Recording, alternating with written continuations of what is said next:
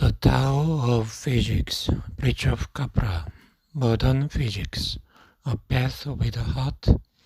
Modern physics has had a profound influence on almost all aspects of human society. It has become the basis of natural science, and the combination of natural and technical science has fundamentally changed the conditions of life on our Earth, both in beneficial and detrimental ways. Today, there is hardly an industry that does not make use of the results of atomic physics and the influence these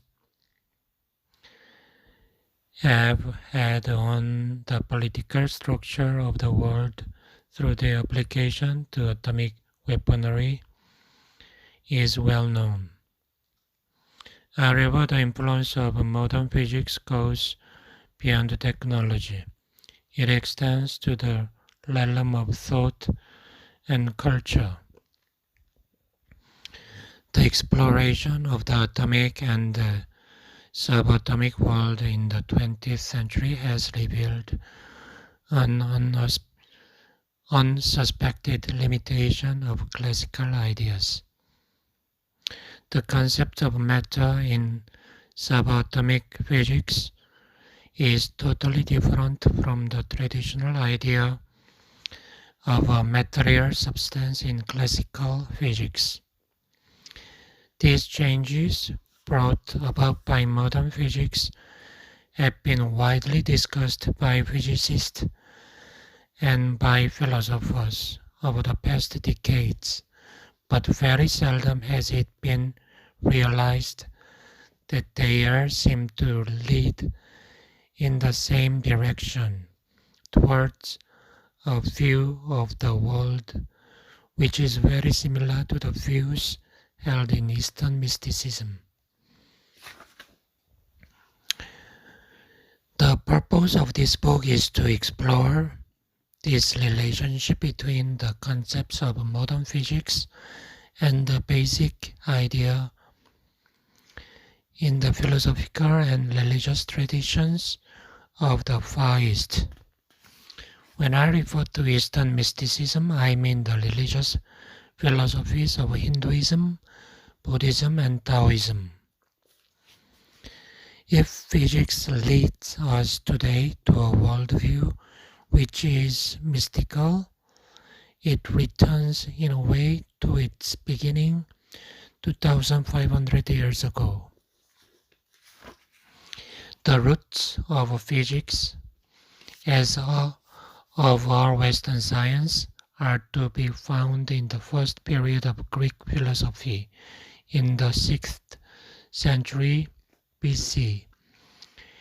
In a culture where science, philosophy, and religion were not separated. The monistic and organic view of the Milesians was very close to that of ancient Indian and Chinese philosophy, and the parallels to Eastern thought are even stronger in the philosophy of Heraclitus of Ephesus. Heraclitus believed in a world of perpetual change, of eternal becoming. For him, our static being was based on deception, and his universal principle was fire, a symbol for the continuous flow and change of all things. Heraclitus taught that all changes in the world arise from the dynamic and cyclic interplay of opposites, and he saw any pair of opposites as a unity. This unity, which contains and transcends all opposing forces, he called the Logos. The split of this unity began with the Eleatic school, which assumed a divine principle standing above all gods and men, but was later seen as an intelligent and personal God who stands above the world and directs it. Thus began a trend of thought which led to the separation of spirit and matter and to a dualism which became characteristic of Western philosophy. A drastic step in this direction was taken by Parmenides of Elea, who was in strong opposition to Heraclitus. He called his basic principle the being and held that it was unique and invariable. He considered change to be impossible and regarded the changes we seem to perceive in the world as mere illusions of the senses. The concept of an indestructible substance as the subject of varying properties grew out of this philosophy and became one of the fundamental concepts of Western thought. In the 5th century BC, the Greek philosopher tried to overcome the sharp contrast between the views of Parmenides and Heraclitus. In order to reconcile the idea of unchangeable being with that of eternal becoming, they assumed that the being is manifest in certain invariable substances, the mixture and separation of which gives rise to the changes in the world. This led to the concept of the atom, the smallest indivisible unit of matter, which found its clearest expression in the philosophy of Leucippus and Democritus. The Greek atomist drew a clear line between spirit and matter, picturing matter as being made of several basic building blocks. These were purely passive and intrinsically dead particles moving in the void. The cause of their motion was not explained, but was often associated with external forces which are assumed to be of a spiritual origin and fundamentally different from matter. In subsequent centuries, this image became an essential element of Western thought, of the dualism between mind and matter, between body and soul. And the idea of a division between spirit and matter took hold. The philosophers turned their attention to the spiritual world rather than the material, to the human soul and the problems of ethics. These questions were to occupy Western thought for more than 2,000 years after the culmination of Greek science and culture in the 5th and 4th century BC. The scientific knowledge of antiquity was systematized and organized by Aristotle, who created the scheme which was to be the basis of a Western view of the universe for 2,000 years. But Aristotle believed that questions concerning the human soul and the contemplation of God's perfection were much more valuable than investigations of the material world. Further development of Western science has to wait until the Renaissance, when men began to free themselves from the influence of Aristotle and the Church and showed a new interest in nature. In the late 15th century, the study of nature was approached For the first time in truly scientific spirit, and experiments were undertaken to test speculative ideas. As this development was paralleled by a growing interest in mathematics, it finally led to the formulation of proper scientific theories. Galileo was the first to combine empirical knowledge with mathematics and is therefore seen as the father of modern science. The birth of modern science was preceded and accompanied by a development of philosophical thought, which led to an extreme formulation of spirit-matter dualism. This formulation appeared in the 17th century by the philosophy of René Descartes, who based his view of nature on fundamental division into two separate and independent realms, that of mind and that of matter.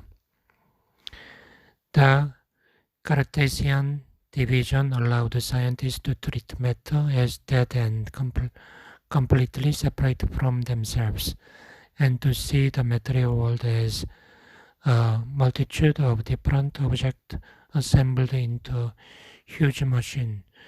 Such a mechanistic worldview was held by Isaac Newton, who constructed his mechanics on its basis and made it the foundation of classical physics. From the second half of the 17th to the end of the 19th century, the mechanistic Newtonian model of the universe dominated all scientific thought. It was paralleled by the image of a monarchical God who ruled the world from above by imposing his divine law on it. The fundamental laws of nature, searched for by the scientists, were thus seen as the law of God, invariable and eternal, to which the world was subjected. The philosophy of Descartes was not only important for the development of classical physics, but also had a tremendous influence on the general Western way of thinking. In contrast to the mechanistic Western view, the Eastern view of the world is organic. Although the various schools of Eastern mysticism differ in many details, they all emphasize the basic unity of the universe, which is the central feature of their teachings. In the Eastern view, the division of nature into separate objects is not fundamental, and any such objects have a fluid and ever-changing character. The Eastern worldview is therefore intrinsically dynamic and contains time and change as essential features. The cosmos is seen as one inseparable reality. Since motion and change are essential properties of things, the forces causing the motion are not outside objects, as in the classical Greek view, but are an intrinsic property of matter. The organic ecological worldview of the Eastern philosophies is no doubt one of the main reasons for the immense popularity they have recently gained in the West.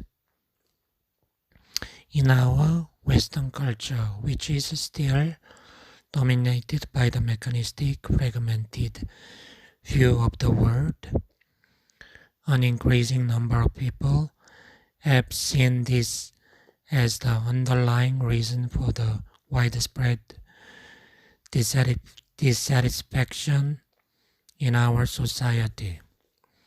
This book aims at improving the image of science by showing that there is an essential harmony between the spirit of Eastern wisdom and Western science. 2. Knowing and seeing. Before studying the parallels between modern physics and Eastern mysticism, we have to deal with the question of how we can make any comparison at all between an exact science expressed in the highly sophisticated language of modern mathematics and spiritual disciplines, which are mainly based on meditation and insist on the fact that their insights cannot be communicated verbally. What we want to compare are the statements made by scientists and Eastern mystics about their knowledge of the world. Throughout history, it has been recognized that the human mind is capable of two kinds of knowledge, or two modes of consciousness, which have been termed the rational and the intuitive, and have traditionally been associated with science and religion. Rational knowledge is derived from the experience we have with objects and events in our everyday environment. It belongs to the realm of the intellect, whose function it is to discriminate, divide, compare, measure, and categorize. The natural world, on the other hand, is one of infinite varieties and complexities, a multidimensional world which contains no straight lines or completely regular shapes. The realm of rational knowledge is the realm of science which measures and quantifies, classifies, and analyzes. The limitations of any knowledge obtained by this method have become increasingly apparent in modern science. For most of us, it is very difficult to be constantly aware of the limitations and of the relativity of conceptual knowledge, because our representation of reality is so much easier to grasp than reality itself. In the West, the semanticist Alfred Gorzybski made exactly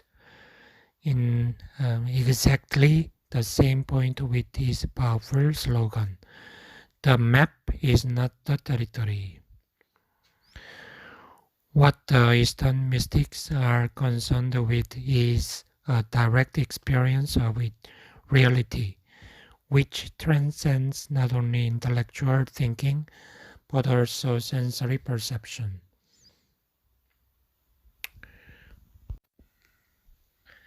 Knowledge which comes from such an experience is called absolute knowledge by Buddhists, because it does not rely on the discrimination, abstraction, and classification of the intellect, which are always relative and approximate.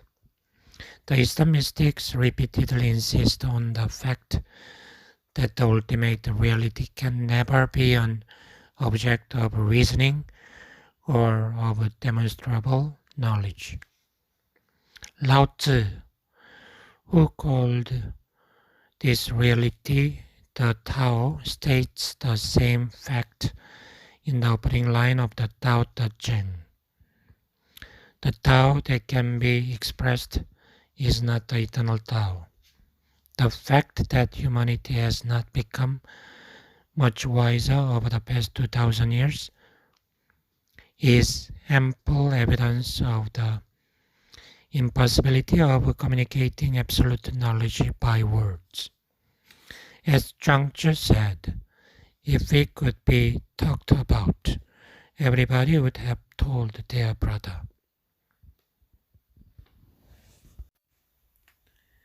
Absolute knowledge is thus an entirely non-intellectual experience of reality, an experience arising in a non-ordinary state of consciousness, which may be called a meditative state. Although physicists are mainly concerned with rational knowledge and mystics with intuitive knowledge, both types of knowledge occur in both fields. In physics, knowledge is acquired through the process of scientific research. The first stage consists in gathering experimental evidence about the phenomena to be explained. In practice, the three stages are not neatly separated and do not always occur in the same order. For example, physicists may be led to a particular model by some philosophical belief he holds, which he may continue to believe in, even when contrary experimental evidence arises. He will then try to modify his model so that he can account for the new experiments. But if experimental evidence continues to contradict the model, he will be forced to drop it. This way of basing our theories firmly on experiment is known as the scientific method, and we shall see that it has its counterpart in Eastern philosophy. Greek philosophy, on the other hand, was fundamentally different in that respect. Although Greek philosophers had ingenious ideas about nature, which have come very close to the modern scientific model, the enormous difference between the two is the empirical attitude of modern science, which was by and large foreign to the Greek mind. Rational knowledge and rational activities certainly constitute a major part of scientific research, but are not all there is to it. The rational part of research would be useless if it were not complemented by the intuition that gives scientists new insights and make them creative. These insights tend to come suddenly and not when sitting at a desk working out the equations, but when relaxing in the bath during a walk in the wood, on the beach. Intuitive insights are of no use to physics unless they can be formulated in a consistent mathematical framework, supplemented by an interpretation in plain language. Abstraction is a crucial feature of this framework. The inaccuracy and ambiguity of our language is essential for poets who work largely with its subconscious layers and associations.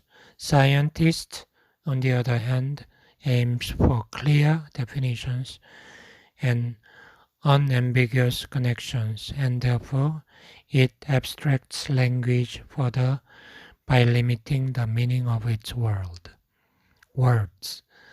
and by standardizing its structure in accordance with the rules of logic. The view that mathematics is nothing but an extremely abstracted and compressed language does not go unchallenged. The more straightforward mysticism of Asia would not adopt the Pythagorean view of mathematics. The scientific method of abstraction is very efficient and powerful, but we have to pay a price for it. As we define our system of concepts more precisely, as we streamline it and make the connections more and more rigorous, it becomes increasingly detached from the real world. It is important to realize the difference between the mathematical models and their verbal counterparts. The former are rigorous and consistent as far as their internal structure is concerned, but their symbols are not directly related to our experience. The verbal models, on the other hand, use concepts which can be understood intuitively but are always inaccurate and ambiguous. If there is an intuitive element in science, there is also a rational element in Eastern mysticism. The degree to which reason and logic are empathized, however, varies enormously from one school to the other. The Hindu Vedanta or the Buddhist Madhyamika, for example, are highly intellectual schools, whereas Taoists have always had a deep mistrust of reason and logic. Zen, which grew out of Buddhism but was strongly influenced by Taoism, prides itself on being without words, without explanations, without instructions, without knowledge. It concentrates almost entirely on the experience of enlightenment and is only marginally interested in interpreting this experience. Although other schools of Eastern mysticism are less extreme, the direct mystical experience is at the core of all of them. Even those mystics who are engaged in most sophisticated argumentation never see the intellect as their source of knowledge, but use it merely to analyze and interpret their personal experience. Although the mystical experiences do not occur without long preparation, direct intuitive insights are experienced by all of us in our everyday lives.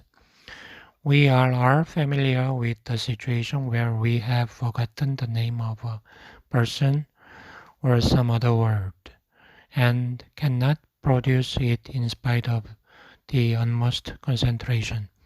We have it on the tip of our tongue, but it just will not come out until we give up and shift our attention to something else.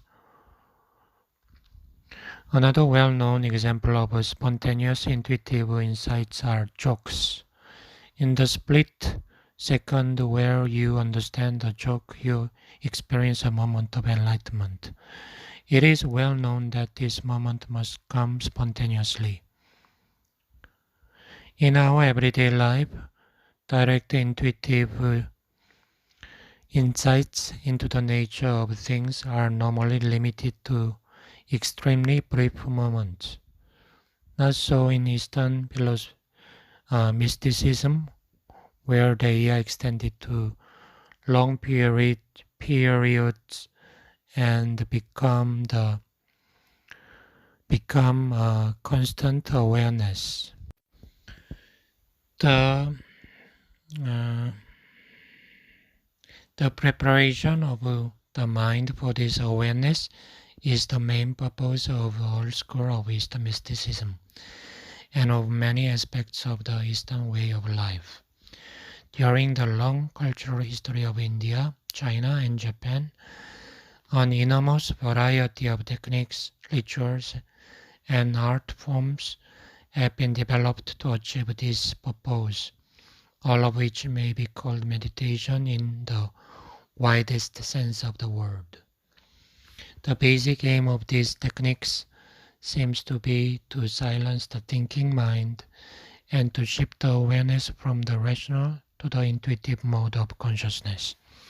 In many forms of meditation, this silencing of the rational mind is achieved by concentrating one's attention on a single item like one's breathing, the sound of the mantra, or the visual image of a mandala. Other schools focus the attention on body movement, which have to be performed spontaneously without the interference of any thought. This is the way of Hindu yoga and the Taoist Tai Chi Chuan. The rhythmical movements of these schools can lead to the same feeling of peace and serenity which is characteristic of the more static form of meditation, a feeling which may be evoked also by some sports. Eastern art forms are forms of meditation. They are not so much meant for expressing the artist's idea as ways of self-realization through the development of the intuitive mode of consciousness. Lao Tzu speaks about this contrast between research and meditation when he says, "He who pursues learning will increase every day. He who pursues Tao will decrease every day." When the rational mind is silenced, the intuitive mode produces an extraordinary awareness. The environment is experienced in a direct way without the filter of conceptual thinking. In the word of Zhuangzi, the still mind of the sage is a mirror of heaven and earth, the glass of all things. The experience of oneness with the surrounding environment is the main characteristic of these meditative states. It is a state of consciousness where every form of fragmentation has ceased fading away into undifferentiated unity. In deep meditation, the mind is completely alert. In addition to the non-sensory apprehension of reality, it also takes in all the sounds, sights, and other impressions of the surrounding environment. But it does not hold the sensory images to be analyzed or interpreted. They are not allowed to distract the attention. Such a state of awareness is not unlike the state of mind of a warrior who expects an attack in extreme alertness. According to Jeffrey Chu, whose bootstrap theory will be discussed, it is essential that one should always ask as soon as a certain model or theory is found to work, why does it work? What are the model's limits? In what way is it an approximation? These questions are seen by Chu as the first step towards further progress. The Eastern mystics are well aware of the fact that all of our descriptions of reality are inaccurate and incomplete. The direct experience of reality transcends the realm of thoughts and language. Mystics are mainly interested in the experience of reality and not in the description of the experience. Indian mysticism and Hinduism clothes its statements in the form of myths, using metaphors and symbols, poetic images, smiles, and allegories. Mythical language is much less restricted by logic and common sense. It is full of magic and of paradoxical situations. The rich Indian imagination has created a vast number of gods and goddesses, whose incarnations and exploits are the subjects of fantastic tales collected in epics of human dimensions. The Hindu with deep insight knows that all these gods are creations of the mind, mythical images representing the many faces of reality. Chinese and Japanese mystics have found a different way of dealing with the language problem. Instead of making the paradoxical nature of reality palatable through the symbols and images of myth, they prefer very often to accentuate it by using factual language.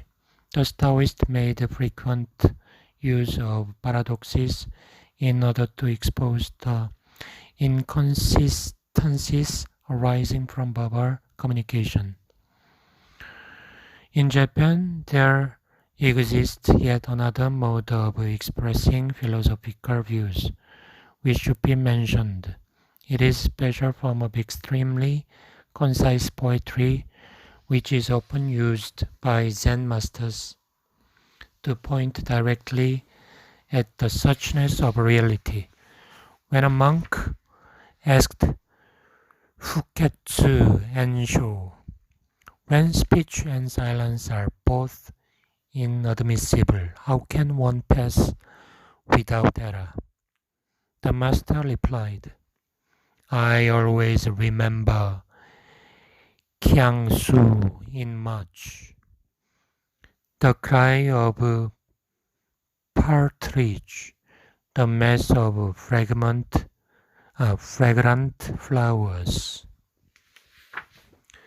This form of spiritual poetry has reached its perfection in the haiku, a classical Japanese verse of just 17 syllables, which was deeply influenced by Zen. The insight into the very nature of life reached by these haiku poets comes across even in the English translation. Leaves falling lie on one another. The rain beats the rain. Whenever the Eastern mystics express their knowledge in words, they are well aware of the limitation imposed by language and linear thinking. Modern physics have come to take exactly the same attitude with regard to its verbal modes and theories. They are only approximate and necessarily inaccurate. They are the counterparts of the Eastern myths, symbols, and poetic images. The same idea about matter is conveyed to the Hindu by the cosmic dance of the god Shiva, as to the physicist by certain aspects of quantum field theory. Both the dancing god and the physical theory are creations of the mind, models to describe their others' intuition of reality.